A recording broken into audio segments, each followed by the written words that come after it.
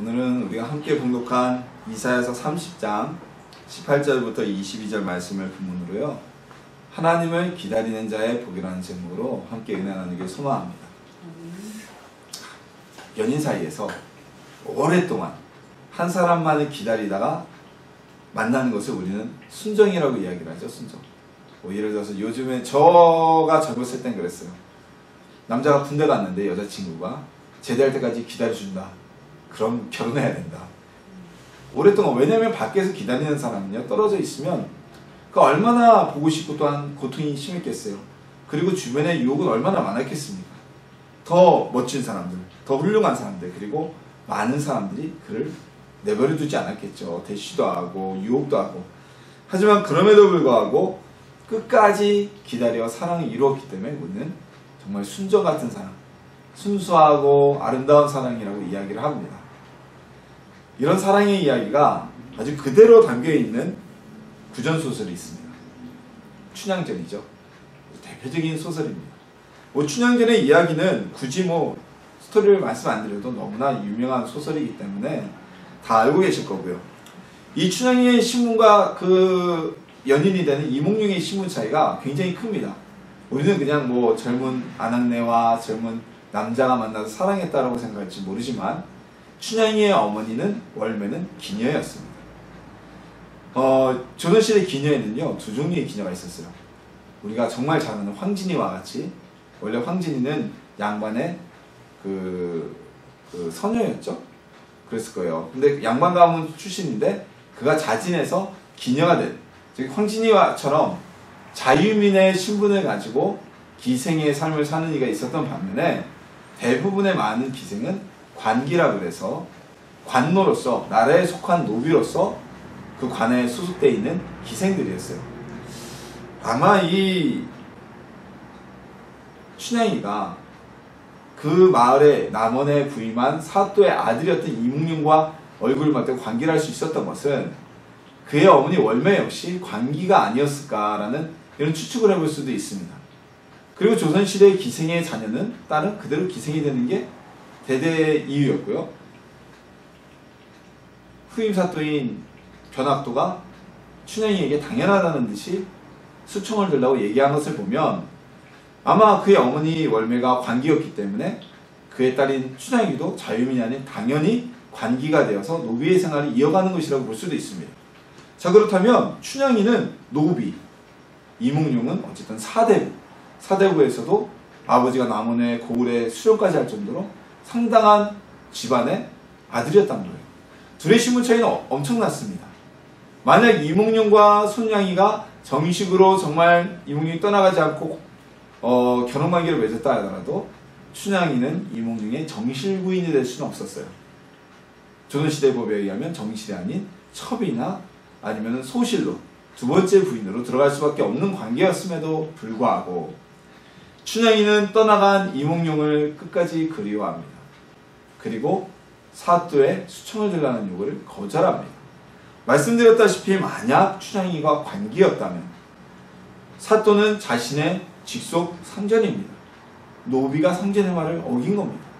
그렇게 분노한 변학도가 춘향이를 잡아다가 고초를 치르게 하고 감옥에 가둘 수가 있었던 것이죠. 자, 이몽룡은 떠나갈 때 내가 꼭 돌아오겠다는 약속을 하고 떠나갔지만 세월이 지나 몇 해가 지나도 이몽룡은 돌아오지 않았습니다. 하지만 춘향이는 자신의 얄궂은 운명, 또 다른 사또가 와서 자신을 괴롭히고 유혹하고 때로는 매질로 학대하는 그 순간에도 자신의 얄궂은 운명을 원망하지 않고 끝까지 지조를 지킵니다. 그때 누가 나타납니다? 암에서 어사가 된 이몽룡이 나타나서 이 춘향이를 잡아가지고 흉거를 주었던 그 사또를 벌하여주고 춘향이를 오랫동안 기다린 그 순정을 지킨 춘향이를 건져내어서 함께 오래오래 행복한 삶을 살게 되었습니다. 만약 춘향이가요, 자신의 신세를 한탄하고 그래봤자 내가 관기지, 내가 이렇게 못해봐 뭐해, 우리 서방님이 도련님이 오신다고 해도 내가 결혼한다고 해봐야 척밖에 더 되겠어?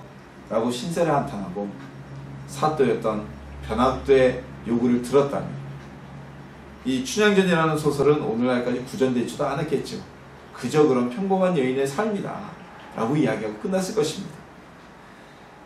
우리 성도들도요, 하나님의 자녀들도요, 때때로는 곁길로 헤매다가 하나님을 떠나 헤매다 돌아오더라도 인내하며 또 기다리면, 하나님을 기다리면 주어지는 복이 있습니다. 자, 순수하게 순정을 가지고 오랫동안 기다리더라도 하나님을 기다리면 어떤 복이 주어질까요? 그리고 그 복이 무엇인지 우리 함께 나누고요, 또한 그 복을 누리는 우리가 되길 예수님의 이름으로 소망합니다. 하나님은요, 죄악에 빠져서 하나님을 버린, 하나님이 원하시는 길을 떠나버린 이스라엘을 향해 이사야 선지자를 통해 심판의 메시지를 전하고 계십니다. 그들이 하나님을 떠나 있음과 또한 우상에 빠져 있고 죄에 빠져 있음으로 인해서, 그리고 또한 그들이 위기 가운데 하나님을 찾는 것이 아니라 애굽이라는 사람의 방법을 택하는 것을 보시고서 그들의 어리석음을 범하고 있다고 꾸짖고 계세요. 이 말씀이 오늘 우리가 읽은 본문의 바로 직전에 있는 30장 1절부터 17절에 기록된 말씀입니다. 이스라엘은 겉으로는 하나님을 잘 섬기고 여전히 공경하는 것처럼 보였습니다. 그들은 절기에 따라 제사를 드렸고요, 하나님께 약속된 11조를 드렸고요, 헌물을 드렸습니다. 하지만 하나님은 본문에 단호하게 말씀하고 계십니다. 너희가 그렇게 하는 것은 나를 공경하는 것이 아니라 너희가 듣고 배우고 본 바대로 그냥 흉내내는 것뿐이다 라고 그들을 꾸짖으셨습니다. 자, 이스라엘이라는 민족은요, 하나님의 구원받은 백성입니다. 이사야서는 이방인이 아닌 이스라엘 민족을 향해 선포되어진 말씀이고 하나님의 꾸짖음이고 하나님의 회복의 말씀입니다. 그렇다면 이 이사야서의 말씀은 오늘날에도 불신자들을 향한 하나님의 말씀이 아닌 구원받은 우리 성도들을 향해 하나님이 주시는 말씀이라고 우리는 보아야 할 것입니다.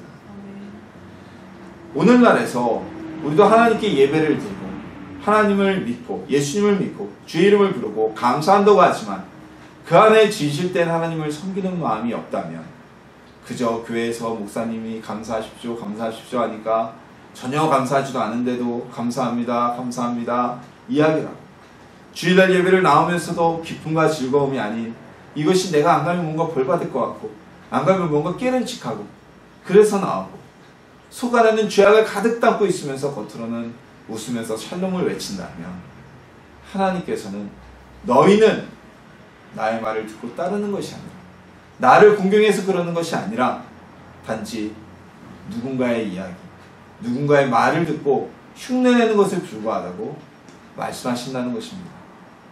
그래서 우리는 예수님을 사랑한다고 말할 때, 그리고 예수님을 바라볼 때 우리가 교회 나와서 무엇을 하건 단 한순간 길거리를 걸어가면서 찬양을 하고 기도를 할 때에도 다른 사람을 보고 흉내내는 것이 아닌 우리 마음속 깊은 곳에서 나오는 진심으로 하는 행동이어야 한다는 것입니다.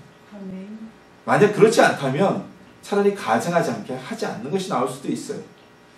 기도를 할 때도 그렇습니다. 하나님께 기도할 때도 우리가 기도할 때는 하나님께는 참 감사함으로 해야 된다. 위대하신 하나님이다 라는 인식이 강하게 되면 이래요. 속에서 부글부글 끓고 억울해 죽겠어요. 근데 기도하면서 그럽니다. 하나님 감사합니다. 주님이 저에게 이런 은혜를 주시면 감사합니다.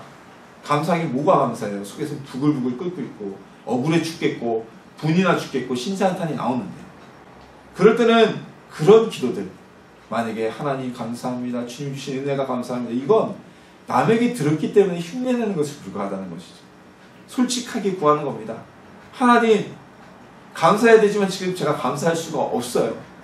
하나님 주님의 은혜를 느껴야 되지만 제가 주님의 은혜를 느낄 수가 없어요. 제가 속이 너무나 속상합니다. 제가 너무나 억울합니다. 그래서 하나님께 감사와 기쁨을 올려드릴 수가 없습니다 라고 구하는 것이 차라리 하나님을 진실되이 만나고 따라가는 것입니다. 성경에 보면 다윗이 지은 시편에 그런 시들이 많이 나타납니다. 탄원시라고 하는 시들을 보면 다윗이 처음 구절에 외칠 때는 하나님이여 어찌하여 나를 외면하십니까? 또는 하나님이여 저 원수들의 잘되면 어찌하여 지켜보십니까? 라고 감사가 아닌 하나님께 대한 탄원의 기도, 일단 자기의 마음의 속상함을 구하는 기도로 시작을 합니다. 근데 그 기도를 하다가 다윗이 깨닫게 되는지 마지막 부분에 감사로 돌아가죠. 그럼에도 불구하고 나는 여호와의 이름을 영원히 찬양할지로다. 그것이 진정한 우리의 기도이지, 겉으로는 웃고 겉으로 믿음 생활 잘하고 겉으로 기도 잘하는 것 같지만 속 안에서 썩고 있다면 이것은 하나님이 원하시는 신앙의 모습이 아니라는 것입니다.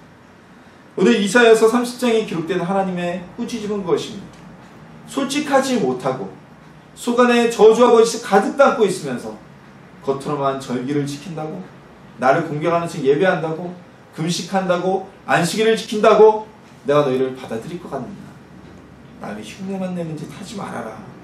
하나님이 이들을 꾸짖고 계십니다. 그리고 이스라엘 민족에게 하나의 징계를 내리십니다. 어떤 징계냐면요, 그들을 깊은 영적인 잠에 빠져들게 하사 그들에게 스승이 사라지게 하사 하나님의 진리를 말하여도 깨닫지 못하고 자신들이 악한 길을 걸어가도 어느 길을 걸어가는지 알지도 못하고 누군가에게 이 말씀의 진리를 알려달라고 해도 그 누구도 하나님 말씀의 진리를 가르쳐주지 못하게 될 것이다 라는 징계를 내리십니다. 정말 무서운 징계입니다. 깨닫지도 못하고 알지도 못하고 자신이 무엇을 하는지도 못하면 그들은 죄악 가운데 빠져 죽음에 이를 수밖에 없기 때문입니다. 하나님의 은혜를 바라보지 못하고, 오늘날도 마찬가지입니다. 우리가 하나님의 은혜를 바라보지 못하고 마음속으로 하나님께 다가가지 못하는 모습이 있다면 그 사람은 깊은 영적인 잠에 빠져들게 됩니다. 깊은 영적인 잠에 빠져들게 되면 자기 모습을 돌아보지 못합니다. 하나님의 말씀에 자신을 비춰보지 못합니다. 성령의 조명하심을 받지를 못합니다. 그래서 어떻게 되겠습니까? 입으로는 하나님의 말씀을 말하지만 그의 행동은 세상 사람들보다 더 악합니다. 행위로는 예수님을 정말 잘 믿는 것 같지만 교회 밖에 나가면 세상 사람보다 더 악한 일을 저지릅니다. 회개가 없습니다. 자신이 무슨 일을 하는지 깨달음이 없기 때문입니다. 성령의 말씀이 그의 가운데 울려 퍼지지 않기 때문입니다. 이건 매우 안타까운 정말 징계입니다. 아무리 주님을 믿는다고 해도 오늘 이사야서 30장 초반부에 기록된 그들은 그 상태로 머물러 있다면 구원받은 백성이지만 하나님의 선택받은 이스라엘 민족 가운데 태어나는 축복을 받았지만 그들은 전혀 하나님의 나라에 참여할 수 없는 징계를 받게 된 것입니다. 우리는 하나님을 의지하여 살아가야만 합니다. 하나님을 의지해야 될 이스라엘이 애굽을 의지하자 하나님은 그 애굽을 무용지물이 되게 하셨습니다. 하나님께서는 이스라엘 민족이 위기 가운데서 하나님을 찾기를 원하셨습니다. 하나님께 간구하기를 원하셨습니다. 근데 이스라엘 민족은 이미 죄악 가운데 마음이 빠지고 하나님께 대한 마음이 없이 흉내만 내던 그들은 하나님께 기도하지 않고 인간의 방법을 찾습니다. 애굽을 찾아갑니다. 그들과 동맹을 해서 자신들을 치러오는 아수르나 또한 신바벨로니아 제국을 막으려는 생각을 합니다. 하나님은 그들의 시도를 무용지물이 되게 하실 것이라고 말씀하셨습니다. 성도들은요, 하나님 안에 있는 백성입니다. 예수님을 믿지 않던 사람들은 상관없습니다. 하나님 밖에 있는 사람들은 자신의 방법으로 살아갑니다. 자신의 힘으로 살아가야 합니다. 그러나 하나님의 자녀들은 하나님을 우리의 보호자로 삼아야 합니다.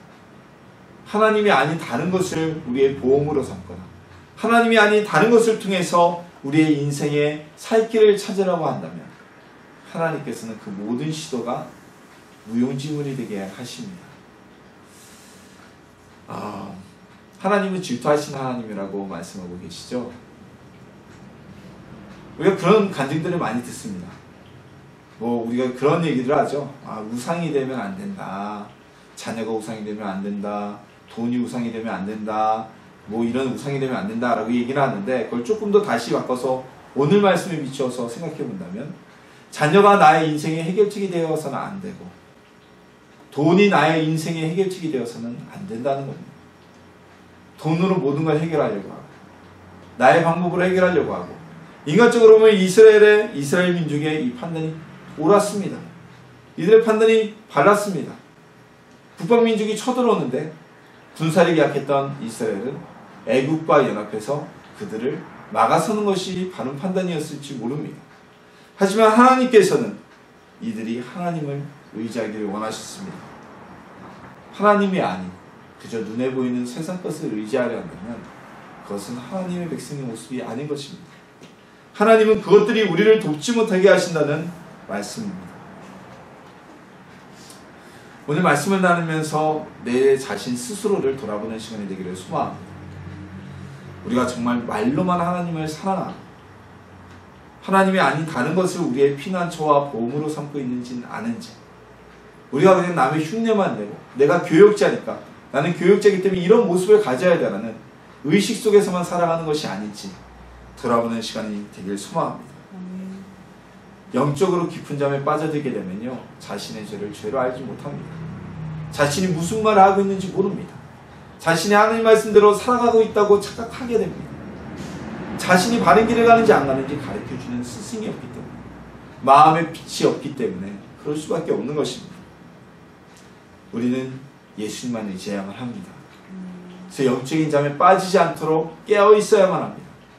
그때 우리는 하나님만 의지하여 죄악을 멀리하고 세상 것이 아닌 하나님을 의지하게 될 수 있을 것입니다.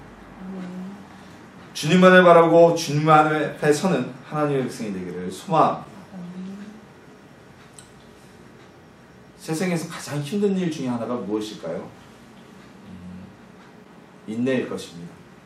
인내라는 건요, 무엇일까요? 인내는 참는 것입니다. 그냥 이렇게 가만히 이렇게 참는 게 아니라 정말 힘들어도 견디고, 너무나 내가 힘들어서 이 자리를 떠나고 싶은데도 안 떠나고 버티고 있는 것, 그것이 바로 인내입니다.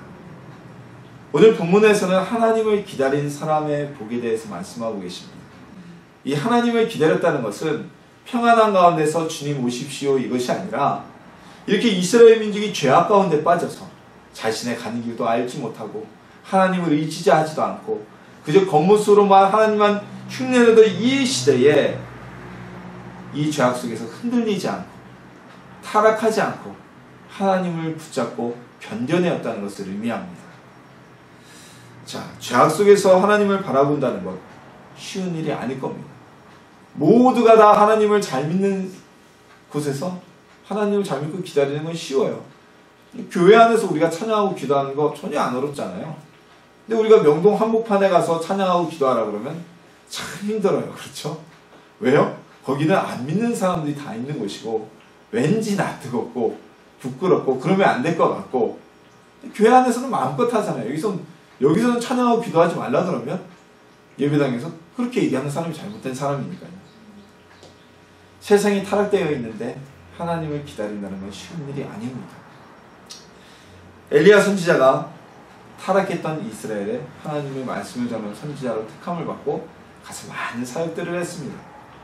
그럼에도 불구하고 이스라엘 민족은 변화되지 않았습니다. 전혀 하나님께 돌이키지 않았습니다. 하다 지친 엘리야가 여호와 하나님께 기도하며 탄식합니다. 하나님, 아무리 해도 저들은 하나님 앞에 돌이키지 않습니다. 이 이스라엘 가운데서 바알에게 무릎 꿇지 않고 하나님만 섬기는 이는 저 하나만 남았을 뿐이고요. 그리고 저마저도 우상을 섬기는 저들이 죽이려고 합니다. 라고 탄식했을 때 하나님께서는 이렇게 말씀하셨습니다. 내가 이스라엘 가운데 7,000명을 남기리니 다 바알에게 무릎을 꿇지 아니하고 바알에게 입맞추지 아니한 자니라. 즉 엘리야처럼 하나님만 섬기는 이들이 그만이 아니라 이스라엘 가운데 7,000명이나 되는 이들이 남아있었다는 말씀을 하셨습니다. 이 7,000명은 어떻게 됐을까요? 아합 가문이 심판된 이후에 이스라엘의 신앙을 회복시키는 기반이 되었을 것이 분명합니다. 인내하였기 때문입니다. 기다렸기 때문입니다. 인내하는 자에게는 하나님의 복이 있습니다. 요셉은 연단 가운데 들어갔습니다. 시련 가운데 빠졌습니다. 그러니까 시련에 들어가고 난 이후에 비로소 하나님을 의지하며 살아가고자 합니다. 그래서 보디발의 집에 노예로 팔려갔지만 열심히 살았고 하나님이 그와 또 함께 해주심으로 그러니까 모든 종들을 다스리는 청지기의 주위에 올라가게 됩니다. 그때 요셉의 준수한 연모를 보고 보디발의 아내가 그를 유혹하여서 함께 잠자리에 들고자 합니다. 불륜을 저지르고자 합니다. 요셉이 총각이었어요. 피 끓는 젊은이였어요.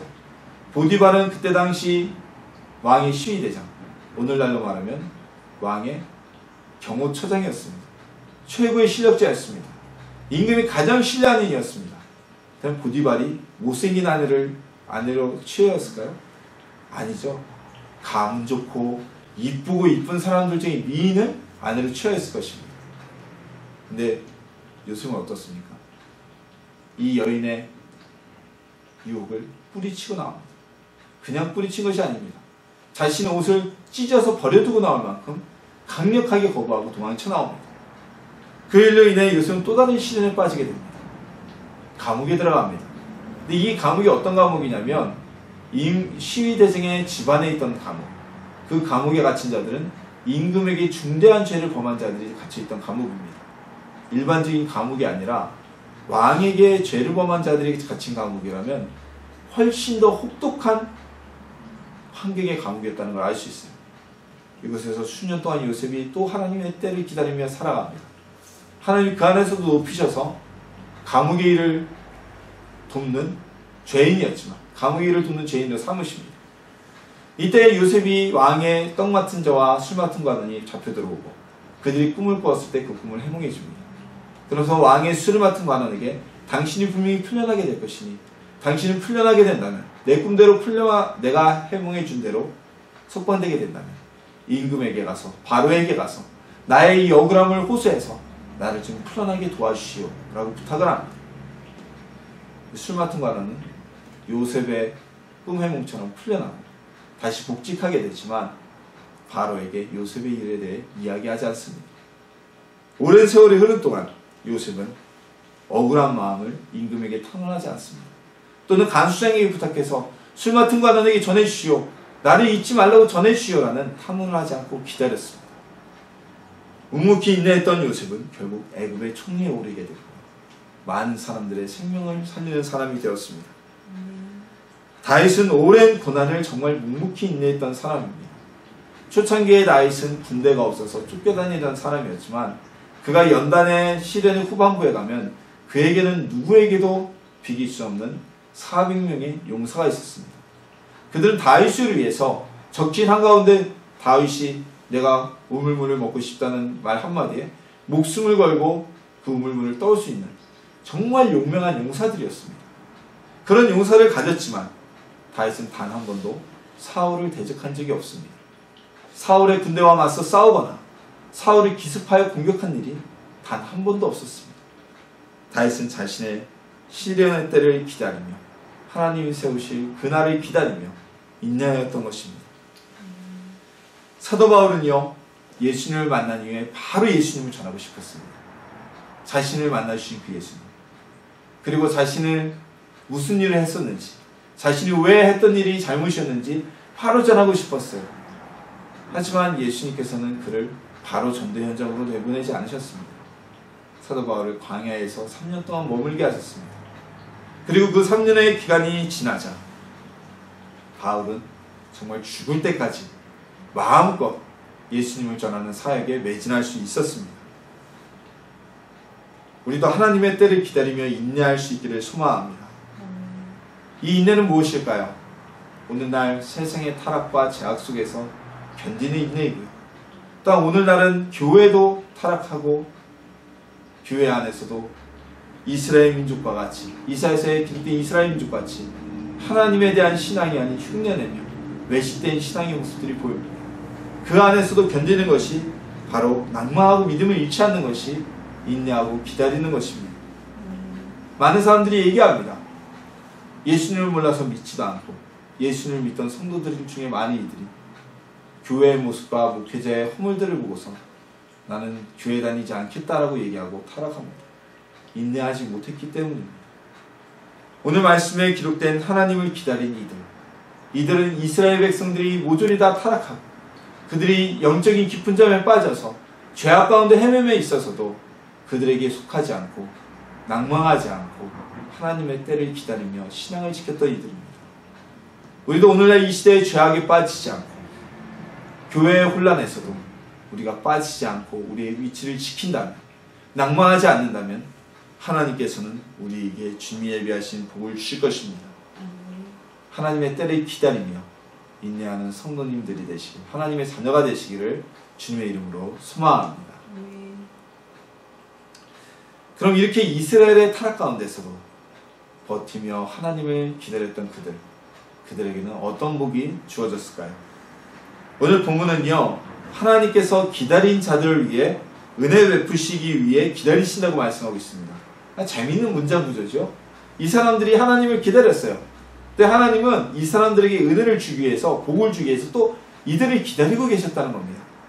즉 하나님의 때가 맞닿기를 기다렸다는 거죠. 이들이 기다린 하나님의 때, 또 하나님이 준비한 하나님의 때가 맞닿기를 기다리고 계셨다는 거예요.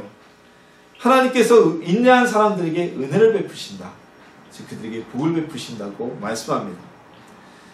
우리가 끝까지 믿음을 지키면요, 우리에게는 하늘의 은혜가 주어집니다. 하나님의 상급이 주어집니다. 요한계시록에서는요, 내가 죽도록 충성하라. 그리하면 내가 생명의 면류관을 내게 주리라는 말씀으로 우리가 이 땅에서 충성을 다하면 하늘나라에서 주님이 주는 면류관이 예비되어 있을 것을 약속해 주셨습니다. 근데 그것뿐만이 아닙니다. 오늘 본문에서 말씀하고 있는 복은 하늘의 복을 이야기하지 않습니다.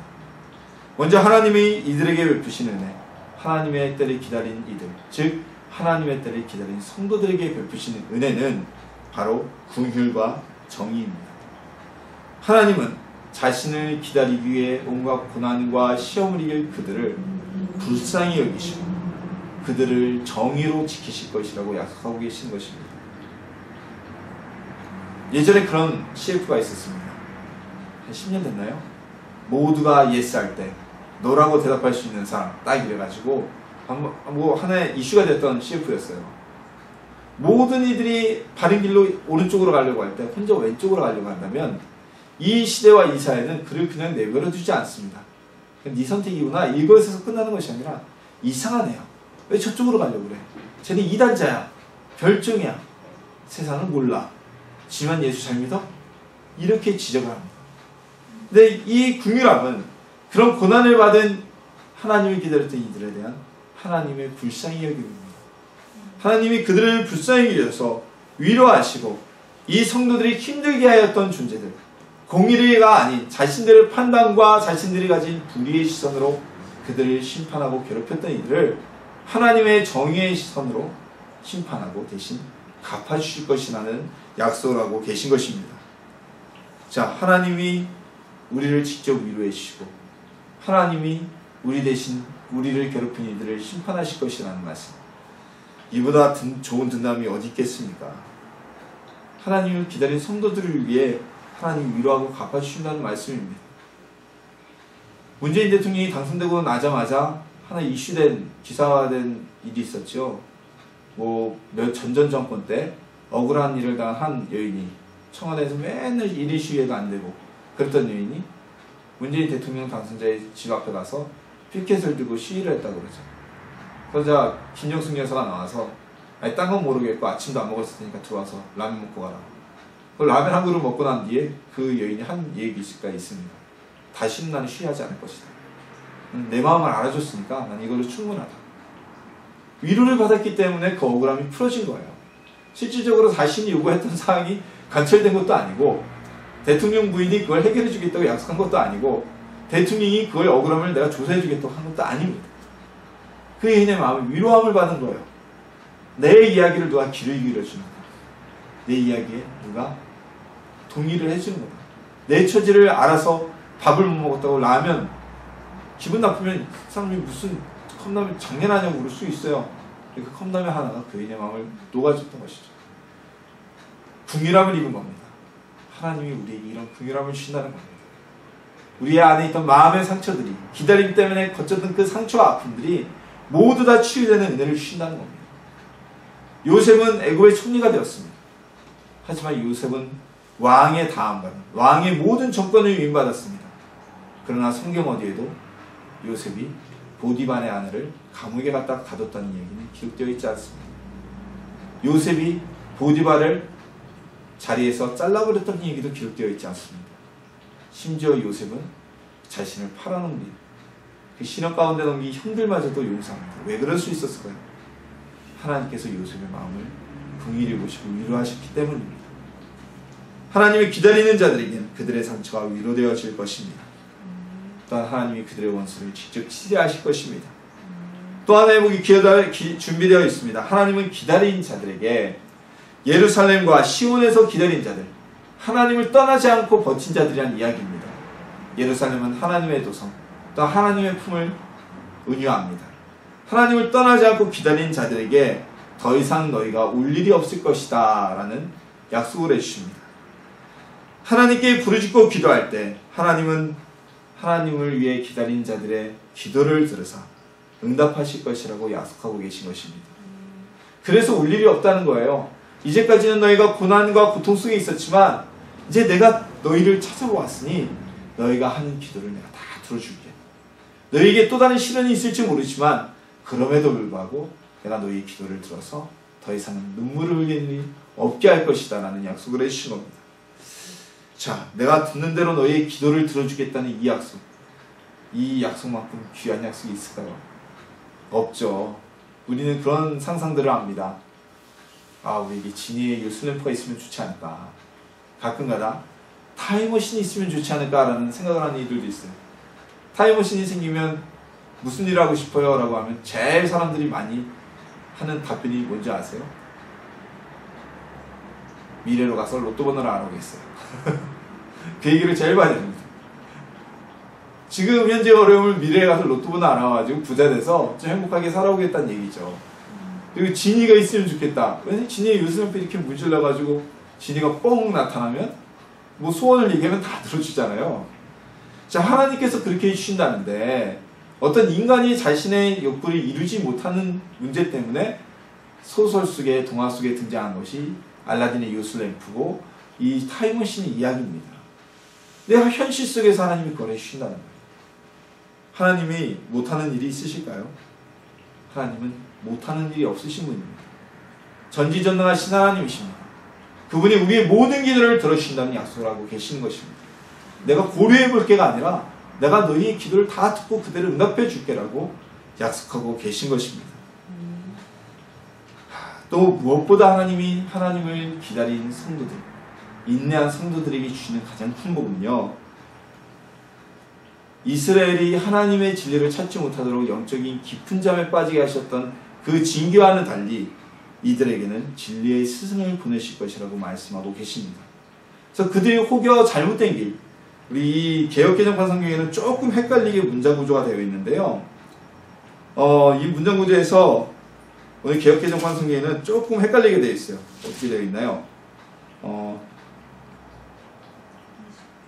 20절에 보면, 21절에 보면, 내가 오른쪽으로 치우치든지 왼쪽으로 치우치든지 내 뒤에서 말소리가 내게 들려 이르기를 이것이 바른 길이니 해서, 혹시 그들이 왼쪽으로 잘못 가도 오른쪽으로 잘못 가도 그 길이 바른 길이라 라고 얘기해 주는 것처럼 의미할 수 있는데, 이건 그 얘기가 아닙니다. 이들이 왼쪽으로 잘못된 길을 가거나 혹시 하나님이 원치 않는 오른쪽으로 잘못된 길을 갔을 때, 야, 아니야, 이 길은 바른 길이 아니고 이쪽이 바른 길이니까 이쪽으로 가 라고 지도해 준다는 말씀이에요. 즉, 이 하나님을 기다린 성도들은, 이들은 진리의 스승이 그들에게 옳은 길을 벗어나지 않는, 하나님이 원하시는 삶을 벗어나지 않는 지도자가 되어 주신다는 거죠. 우리에게는 이런 스승님이 계십니다. 누굴까요? 바로 성령님이십니다. 하나님을 기다리고 견디고 인내하는 성도들, 하나님의 뜻대로 살고자 하는 성도들, 이 세상의 죄악과 혼란 속에서 타락하지 않은 그들에게는 진리의 승인 성령께서 우리가 걸어갈 길을 인도해 주시고 잘못된 것을 분별할 수 있는 은혜를 주신다는 겁니다. 죄의 길로 벗어나 혹시라도 가려고 해도 성령님께서 야, 여기는 아니야 라고 감동을 주시고 바른 길로 인도해 주신다는 것입니다. 성령님의 인도를 받는 성도는 어떨까요? 하나님이 기뻐하시는 삶을 살게 됩니다. 하나님의 복이 임하겠죠. 성령의 인도를 받는 성도는 어떻게 되겠습니까? 감동으로, 성령님의 감동으로 하나님의 음성을 들을 수도 있고요. 때로는 성경 말씀을 읽다가 아, 이것이 바른 길이 아니구나 라는 깨달음을 얻게 됩니다. 성령의 감동을 받게 됩니다. 그리고 바른 길로 돌아오게 됩니다. 또한 무엇보다 성령의 인도를 받는 성도는 그 마음속에 우상을 내어 던져버립니다. 진리가 무엇인지 거짓이 무엇인지 분명히 분별할 수 있는 영적 분별력이 생긴다는 것입니다. 우리 안에 있는 사단의 유혹을 물리칠 수 있고 그 유혹을 단호하게 끊어버릴 수 있는 능력이 생긴다는 것이죠. 자, 오늘 말씀에 보면 마지막 절에 금과 은을 입힌 우상에 대해서 나오고 있습니다. 금과 은은요, 과거나 오늘날에나 굉장히 귀한 금속이고 굉장히 값진 것들입니다. 이 귀한 것과 값진 것을 단호하게 더러운 것처럼 집어던질 수 있는 능력.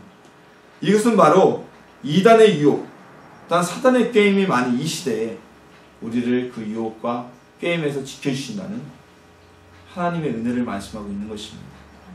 가장 필요한 유혹이죠. 신천지건 뭐건 수많은 이단들이 이 시대에 접하고 있습니다. 그들이 하나님의 진리라고 얘기하는 것들, 값져 보이고 귀해 보이는 것들입니다. 그것으로부터 우리가 벗어날 수 있는, 또한 이 세상의 물질, 우리의 안목에 좋은 것들에 빠지지 않고 더러운 것 같이 끊어낼 수 있는 일이 우리에게 하나님의 은혜로 주어주신다고 말씀하고 계십니다. 전국적으로요, 하나님께 이런 은혜를 받은 성도, 기도하면 응답을 받고 진리의 스승이신 성령님의 인도하심을 받아 곁길로 빠지지 않는 성도, 그들에게 무엇이 부중되어 있을까요? 이 성도들은요, 하나님의 나라를 유업으로 받게 됩니다. 즉 성령의 인도를 살아가며 우상과 더러운 것을 내어버리는 성도는 천국에 들어가게 된다는 것입니다. 너무 당연한 진리겠죠. 하나님의 약속을, 하나님의 나라를 유업으로 얻게 된다는 것입니다. 즉 하나님의 때를 기다리며 인내하며 신앙을 지킨 그들은 하나님이 약속하신 천국의 복을 누리게 될 것이라는 겁니다. 우리 모두 이 복된 자리에 참여하길 소망합니다. 하나님의 은혜가 우리에게 주어져야만 합니다. 우리가 구할 때 응답하시는 하나님, 우리의 아픔과 억울함을 위로하시는 하나님, 그리고 진리의 성령의 음성으로 인도함을 받는 삶, 어떠한 유혹된 것이라도 더러운 것 같이 내어칠 수 있는 능력, 하나님을 기다리는 성도에게 주어준다고 말씀하고 계십니다. 이 모든 것을 받아 하늘의 복을 누리는 천국에 참여하는 주님의 자녀가 되기를 예수님의 이름으로 소망합니다. 인내의 열매는 달다고 하죠. 인내는 쓰지만 그 열매는 달다고 얘기합니다. 믿음 안에서 인내라는 것은요, 선택이 아닌 필수입니다. 그냥 적당히 대충 이렇게 살고 타협해서 살고 이래서는 믿음을 지킬 수가 없어요. 인내하지 못하면 열매도 없고요. 열매가 없다는 것은 하늘나라가 주어지지 않는다는 것입니다. 하나님께서는 죄악 가운데에서, 영적인 혼란 가운데서 그 죄악을 참여하지 아니하고 죄악에서 버텨내고 영적인 혼란 때문에 낭망하지 아니하고 하나님을 기다린 성도들에게 주실 복을 약속하고 계십니다. 하나님께서는 그들의 기도를 들어주셔서 더 이상 눈물이 없게 하실 것이고 그들에게 진리의 스승을 주셔서 그들이 바른 길에 갈 수 있도록 가르쳐 주실 것이라고 약속하고 계십니다. 그리고 그들을 유혹하는 어떤 우상의 존재도 단호하게 던져버리는 영적인 분별력과 능력을 주신다고 약속하고 계십니다.